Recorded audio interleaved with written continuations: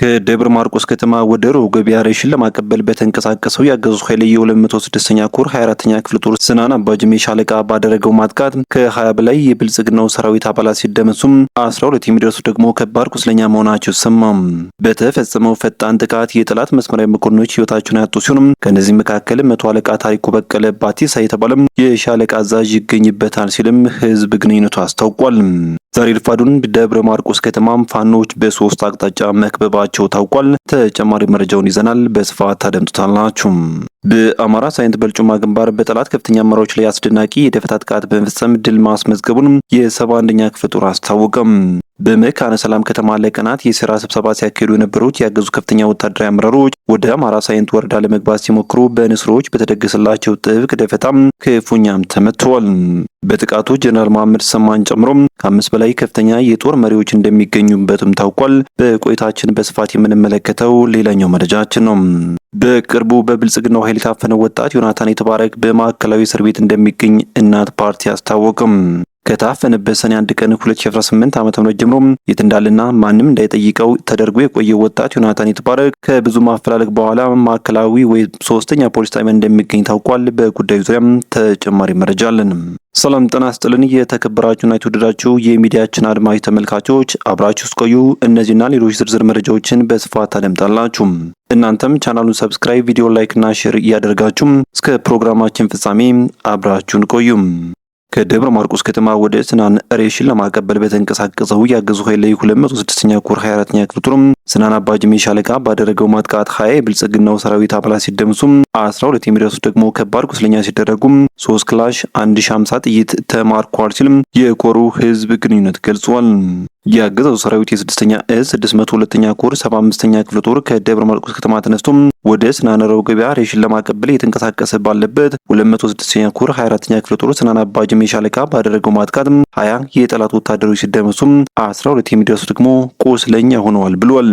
በተፈጸመው ፈጣን ጥቃት የጠላት መስመራዊ መኮንኖች ህይወታቸውን ያጡ ሲሆን ከነዚህ መካከል መቶ አለቃ ታሪኩ በቀለ ባቲሳ የተባለም የሻለቃ አዛዥ ይገኝበታል ሲል የገለጸው ህዝብ ግንኙነቱም ጠላት ባልጠበቀው ሰዓት በተከፈተበት ተኩስ አስክሬን ሳያነሳ ፈርቶም 3 ክላሽ 1050 ጥይት ትጥቆችና ወታደራዊ ቦርሳዎችንም አስማርኳል ብሏል።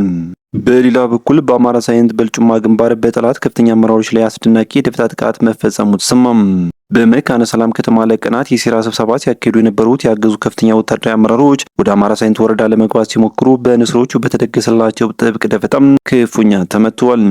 የአገዛዙ የጦር አመራሮች በመካነ ሰላም የነበራቸውን የግምገማ ስብሰባ ጨርሰው የተለመደ የጥፋት ተልዕኳቸውን ለመፈጸም በከፍተኛ መኪናዎች ታጅበው እየተንቀሳቀሱ በነበረበት ቅጽበት ጀግኖቹ በልጩማ በተባለው ስልታዊ ቦታ ላይ መንገዱን ዘግተው በመጠባበቅ ጠላት ጨርሶ ባልገመተው ሁኔታ በመብረቃዊ የደፈጣ ጥቃት ዶጋ መደረገዋቸዋል።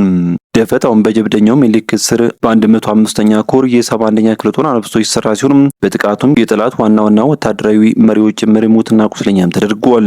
በጀግኖቹ ክንድ የደረሰባቸውን ከባድ ጉዳት መቋቋም ያልቻሉት የጠላት ጦር አመራሮችን ለማዳን በከፍተኛ መደናገጥ ውስጥ ሆኖ ቁስለኛውን ሲያነሳ የታየ ሲሆን ከፍተኛ ጉዳት የደረሰባቸው የጦር መኮንኖች በአስቸኳይ ወደ ደሴ ሆስፒታል በሪፈር ሲሸኙ፣ ቀሪዎቹ ደግሞ በአማራ ሳይንት ወረዳ በሚገኘው አጅባር ሆስፒታል ገብተዋል። በጉዳቱ የተደናገጠው ስርዓት ሽንፈቱን ለመደበቅ ከትናንት ምሽት ጀምሮ በአጅባር ሆስፒታል ዙሪያ ጥብቅ ወታደራዊ ከበባ ያደረገ ሲሆን የቆሰሉት አመራሮች ማህበረሰቡን እንዳያቸው በሚል ስጋት ከሕክምና ባለሙያዎች ውጪ ማንም ሲቪል ታካሚ ወደ ሆስፒታሉ ግቢ እንዳይገባ ሙሉ በሙሉ እስካሁን ድረስ አገደው ይገኛሉ ሲል የሚልክዝ ሚዲያና ኮሚኒኬሽን መምሪያ አስታውቋል። በሌላ በኩል በቅርቡ በብልጽግናው ኃይል የታፈነው ወጣት ዮናታን የተባረክ በማዕከላዊ እስር ቤት እንደሚገኝ እናት ፓርቲ አስታወቀም። ከታፈነበት ሰኔ 1 ቀን 2018 ዓ.ም ጀምሮ የት እንዳለና ማንም እንዳይጠይቀው ተደርጎ የቆየው ወጣት ዮናታን የተባረክ ከብዙ ማፈላለግ በኋላ ማዕከላዊ ወይም 3ኛ ፖሊስ ጣቢያ እንደሚገኝ ታውቋል። የፓርቲው አመራሮች ከብዙ ማፈላለግ በኋላ ትናንት እሁድ ሰኔ 7 ቀን 2018 ዓ.ም ማዕከላዊ እንደሚገኝ በማወቃቸው ለጉብኝት በሄዱበት አጋጣሚ ወጣቱን ባለቤቱን ጨምሮ የትኛውን ቤተሰብ መጎብኘት እንደማይችል ጠበቃ ጭምር ማግኘት እንደማይችልም አረጋግጧል።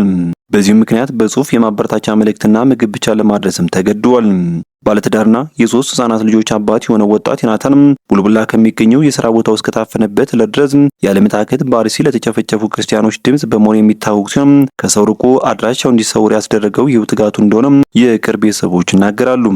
ወጣት ዮናታን በአስቸኳይ ያለበት ለቤተሰብ ይፋ ተደርጎላቸው እንዲጠይቁት እንዲሁም እሱን ጨምሮ ቀሲስ ዶክተር መዝገቡና ሌሎች በሃይማኖታቸው ተሳደው የታሰሩ ያለምንም ቅድመ ሁኔታ እንዲፈቱ እናሳስባለን ሲልም እናት ፓርቲ መግለጫውን አብቅቷል።